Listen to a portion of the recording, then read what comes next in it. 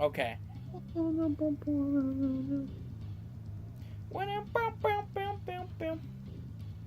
I can't believe how long we do these sessions for. Hello, everybody. Welcome back to Speletons. Yeah. Like for Paper Mario. That's pretty good in that aspect. Alright, so I have some Christmas-based ones. The first one I'll start is Family Feud. I caught this Christmas Eve. Okay, so this is just a quick one before we get into the real one. So Family Feud. There was a question.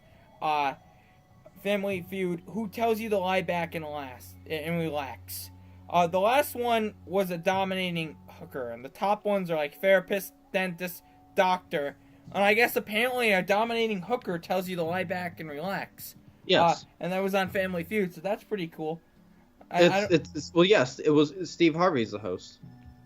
That's Everything with Steve Harvey as the host is always there's a great comic that depicts it perfectly. It's what do you think the answer is? Someone's like penis, and he's like, you can't say it, it's not penis, and then the answer pops up and it's penis, and he's like, oh shit, it's penis. Well, they didn't get it. Nobody could figure it out because it was dominating hooker. Was it worth like 2 points? Yep. Yeah, that means 2 people said that. Yeah. That's the thing with Family Feud. It's why it's both great and also awful. Is you're not answering you're not giving the right answer. You're giving the answer that 100 idiots would have thought. Yeah. It's interesting. There's actually an entire episode of Sunny in Philadelphia where they go on a Family Feud ripoff show, and nobody would listen to this guy. That would I think his name was. I think it was Charlie. It might not have been Charlie. It's the crazy one. Do you know what the crazy one is? I don't watch It's Always Sunny. The guy in the mailroom episode who has like the crazy theory of all the people. It's that one. I think that's Charlie. I think that's Charlie. So he always has like these ridiculous answers.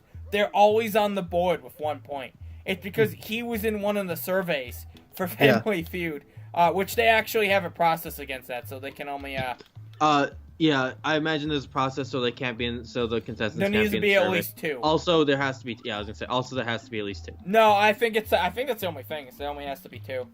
I don't know if there's anything else. Well, they probably don't screen you to be like, hey, did you happen to be in in one of these surveys?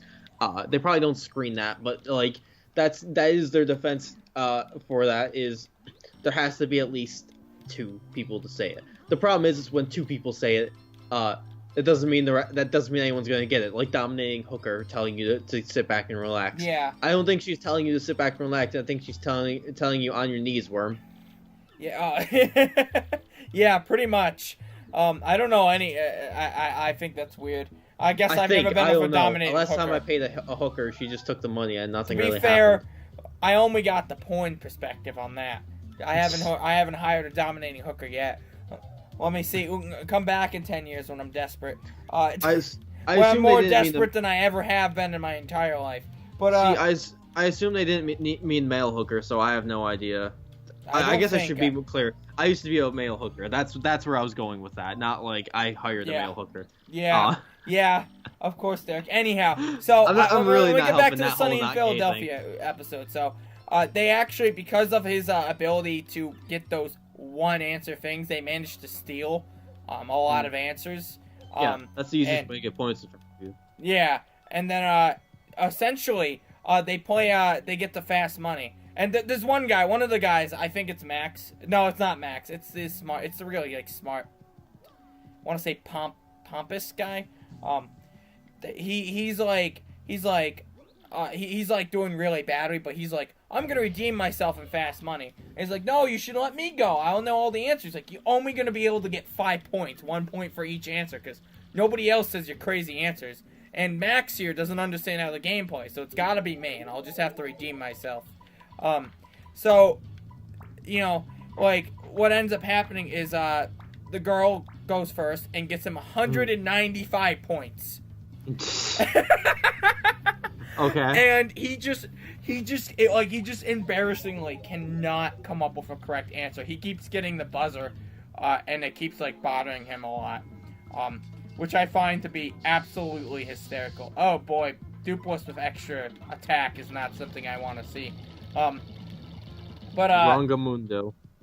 Yeah, so I just, even though I literally called him Dupless, I like that part when you tell him his name, but he still doesn't react because it's a capital. Oh, I thought there was an item there. It's because you didn't say Dupless, you said Dupless! Yeah, I don't know what the hell the difference is, but apparently there's one. Anyhow, so yeah, that was the whole Family Feud thing, and I just remembered that Sunny in Philadelphia thing. So now, my real question, Derek, do you think anyone has forgotten the Santa? And by that, I mean, like, so you have a little kid, Sure. Christmas Eve, but you send him to bed, but you're just super tired for some reason, and you forget to put the presents out, you forget to eat the cookies and the milk, you know. Do you think anyone's just ever forgotten to do that? And a kid wakes up and Santa didn't visit their house? Like, what am I getting a text message from? Yeah, they're probably Jewish. What the hell? What do you mean they're probably... No, Derek, like, they've forgotten to... Like, they celebrate Christmas, but whoopsie-daisy, they fucking forgot all about it. I mean, I wouldn't be surprised if that's happened. It's just, you know. Wow, it's fine. that it's crazy fine. Daisy was not in the mood to live. Okay, let me put it this way: you're not a suitable parent if you can't quickly come up with an excuse for why that is. Oh, first off, I wouldn't say that's true, because I wouldn't say that entirely that one moment determines whether you're a suitable parent or not. I feel like there's a lot of other moments that get you to where you know that get you to there. Woo! Easy super guard is easy. I like it. Anyhow, I'm just like, this just spurred to me. I think around Christmas, like, has anyone just ever forgotten that? Imagine like how awful that would be, like that you had, because that like even if you come up with an excuse for that, like depending on the age of the child, like it might just not work. You know, especially because it'll be like you'll come up with spur in the moment, and you might come up with a shitty one in the spur of a moment. You know, like it's an awful situation to be in. I wouldn't want to be in it. I think my initial reaction, being a parent, that if I forgot that, my initial reaction is Christmas is tomorrow. What if they know, though? What if your kid's like, no, it's not, it's today? I was going to say, I guess the problem is technology kind of ruins that, because... Even not without technology, if you said like, kids aren't so stupid that, like, some of them It depends on how old the kid is. Wait, why would I ever need to go through that? Oh, I gotta find the lighter. That's right. I'm like... I'll convince them that they went back in time. You went back in time. I guess you could do that. And then we'll just skip a day later. They won't notice. They're on winter break. They won't notice. Yeah. Yeah. I don't know. It's a weird situation. I thought of it. Wow, I cannot feel my voice anymore. This is probably gotta be the last one. I think it's just an oops, but like really, it's not the end of the world for the kid. I forgot to talk about something. Come on. Well, welcome to the world, kid. Welcome to welcome to the world, kid. The world's full of disappointment, kid. I'm just teaching it to you early. I'm just teaching it to you early. Wow, man. There we go. Killed that. I never said I'd be a good parent. You know what? You're fighting all these Buzzy Beetles again? I guess so. I gotta go back through here, you know. Oh, fuck. I fucked that up. It's okay. I mean, I can super guard. It's just that, what's-her-face does no damage. So, that's kind of a problem, but she also takes no damage, and these guys can't attack me, so... you know, all good. Well, kind of all good. There we go. And I'll just super guard everyone else. You know, that's how I'll do it. I can take them all down if I just do this right. Yeah, I think this is gonna be the last episode of the session, though. I forgot to talk about something. Oh shit! Don't poison shroom me. I'm not in the mood to be poison shroomed. Oh boy. It's actually a bit stressful. Oh, I think I remember what I was gonna say about dying, but I feel like I don't have the time to say it right now. You got all the time in the world. This episode ends after I clear the Buzzy Room Beetle. Oh my god. Okay. Plus, when I get the P, you know, there's a lot we have to wait for. So you all good, fam? It's a bit of a sad story. Okay. Sort of. I guess it touches on sad things. It touches on things that it touches on sensitive topics, I guess, a little bit. Okay. What some people might consider sensitive. Okay. So I had an this was a while back. I had an interaction with a friend of mine, who basically, he went through a bit of a troubling time. Right. Tried to, kill himself. Oh. Yeah, not good. Not good Yeah. stuff. He didn't. I That's don't know. good. I don't know the entire story exactly. I don't know if he, I don't know how far he went with trying to where like if he like was actually like in the process of like I don't know if he had committed and someone had stopped him, or if it was more just like he was like heavily convinced, or he was like preparing and then thought himself out of it exactly. I do know he hurt himself along the way, so like it's hard to tell where he got or where he was in it. But one of the things, so afterwards, because like there were other issues that leading up to it, and like it was a whole thing. But afterwards, he and I had a long conversation about like about matters, because Okay. it's hard to I don't want to get too in depth for what the matters were basically, but Right. One of the things that's kind of that he said to me that kind of like stuck to me was, one of the things he said was, you know, when you have a because like I was being the good friend and basically telling him, you know, like you have your friends care about you. If you ever have issues, please talk to us, and you know, don't hurt yourself. Like people Get care an about you, emotional jump, and man. people care about you. And one of the things he said was, you don't, when you have a noose around your neck, you're not really thinking about other people. Wow. Yeah. Which I feel that's a horribly inaccurate statement. And my reasoning for that is, when I was younger, and you know, not in the greatest, when I was younger and sadder boy, Sadder boy. there, yeah, Sounds like Saturday. Apparently this there episode was, still more time too. Oh wow, yeah. Hasn't actually been 14 minutes. I'm just surprised about that as all. Sorry, keep going. I'd be lying if I said that that younger me had never considered the idea of suicide. Now I'm not. It's not something that I would have ever gone through with. I had no good reason to. But like young sad me had the thought had crossed my mind.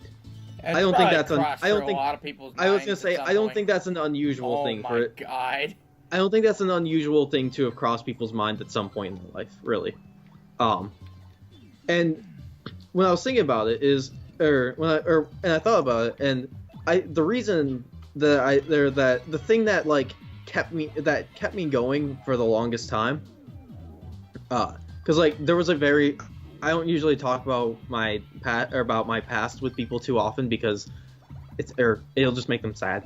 Like I've come to terms with everything, like, but you know, if I tell people about if people hear about like what my high school was like, or like what high school for me was like, it just make them sad, because like it's not, you know, not the greatest thing in the world, not the funnest time in the world, but the thing that like always kept me like going, and like the thing that like I feel like, the reason I feel that his statement was very inaccurate is I feel like at a time like that would be the time I'd be thinking of other people the most.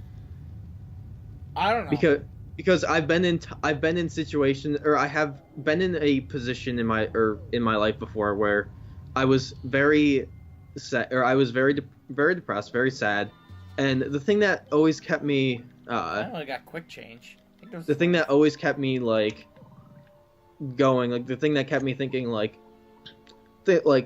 things are bad now, but my life is still more than worth living is thinking about like everyone else in my life that means something to me, or that even if they don't mean something to me, I at least mean something to them. And rationally, I cannot convince myself that I mean nothing to anybody, because that's ridiculous.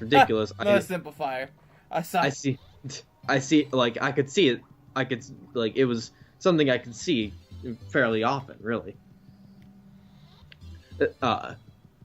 So, like, I thought it was kind of it's very, or almost like a, God, I should be really careful with how I word this, because I know it's a very sensitive topic.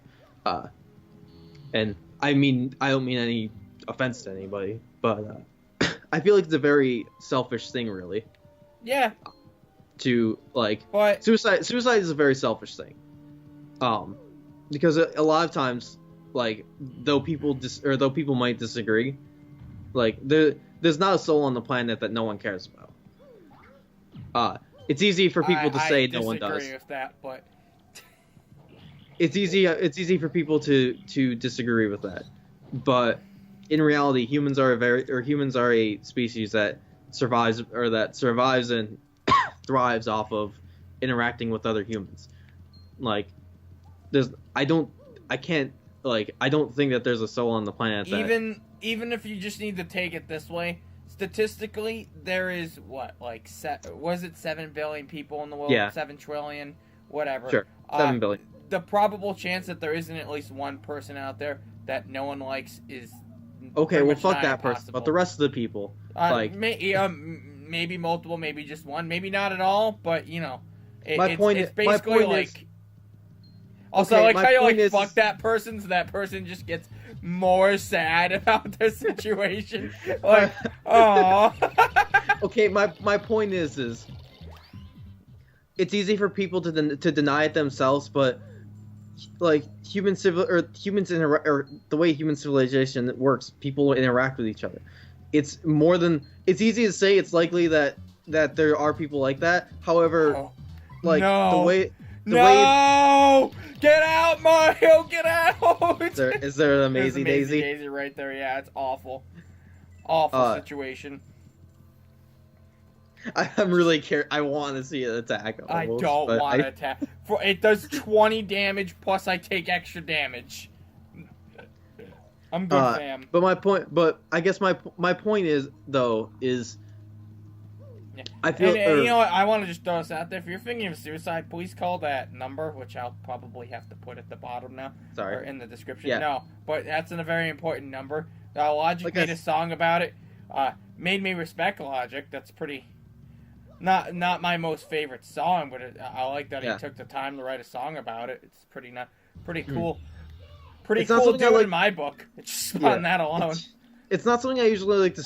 It's not something I like to speak about because people are very sensitive about it generally. Because you know, it's not uncommon to know someone who. I don't think it's uncommon to know someone who's at least, or at the very least, like attempted or like considered, or well, not considered is, I feel like, is pretty common, but like someone who's like actively like tried to harm themselves or has.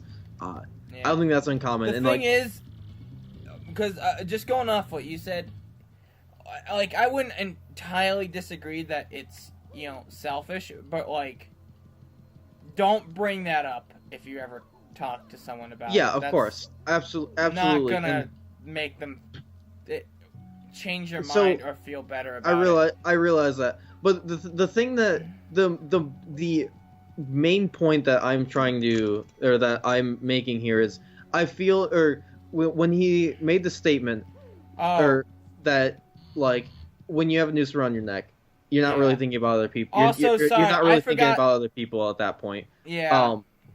That was, because like, I've been in very depressed situations. I've been to points where, like, we're going to the Into Deep episode. Talk about sometimes crying is the answer. Winter 2018. I've been to the point. I've been in, like, the very depressed state. I've been I've been through, like, the, like, I don't, or like, something has caused me to think, like, my life's not worth living. The thing that has always kept me going is the thought that I think about all the people who do or who like I think about how it would impact other people and what they would think about it. And maybe that's something that would if someone listening is considering it, by all means, please or don't do that. I honestly probably gonna say please continue on. I'm like, Derek, no, what the fuck, man? Please, or call that number if you feel the need to. But that's something I think it's honestly why I have an attitude today the way I do today. I love my friends unconditionally, and regardless of because I love my friends unconditionally, because I realize that no matter how small a part it is in a lot of their lives, I do play some role, and even if I'm not intending, or even if I'm not a significant person to them, to at least someone I am, to my parents I am, to my brother I am, and I know everyone doesn't have the greatest, or might not have the greatest family life or whatever, but there's someone out there that they've impacted, and to hear that they're gone would hurt them greatly. I don't mean to get too in depth, and that wasn't my original intent with this statement, or with this whole conversation on dying. This is how I got on the thought of writing a will, not because I was going to kill myself or anything, but simply because I thought I had the thought of, should some tragedy happen to me, I'd like to be able to console everybody, and because with me losing me, I know, or sounds selfish, or sounds I can't think of the right word. It's not selfish, but it sounds a bit boasty, I guess, to say, but it's true, or I feel it's 100% true. Losing me would harm a lot of people, and that's the case with anyone. I agree. Well, which is why I agree with losing you would impact a lot of people. Losing you would too. Losing. That's why I say to anyone it would, really. I think for most people that is definitely true, but I still stand by that. Unfortunately, statistically there's that one person out there. Statistically speaking, it's possible that a baby was left alone, or was abducted from its crib by apes, and was raised by them, and it's never known another human, and all the other apes are mean to them, and they're sad, and they don't know any humans. They have not touched a single person. In that case, yes, there is not a single person who cares about them, because there was never a single person that they got to know. Yeah. Anyhow, I just want to comment. I forgot that you can actually come see Dupless and all your party members in this room with the mayor. Yeah. I never knew that before, too. I learned that not in this randomizer playthrough or previous randomizer playthrough, but I didn't know that for a long time. Then I walked in here one day like, whoa, they're all in here. Anyhow, next time on Depression the Show. This was the original. So come on, Derek. I'm tired. I want to point out the intention of that statement wasn't to, or I didn't intend it to be depressing. Rather, I was simply. I'm tired, man. Making a statement. I just want to go to bed. It's 2 a.m. Oh boy. Plus, oh cool. I'm Harry Potter. The dark arts better be worried. Oh boy. Oh my god. I have so much shit to do tomorrow. I forgot. Oh, sorry, today. Anyhow, yeah, bye. Boy.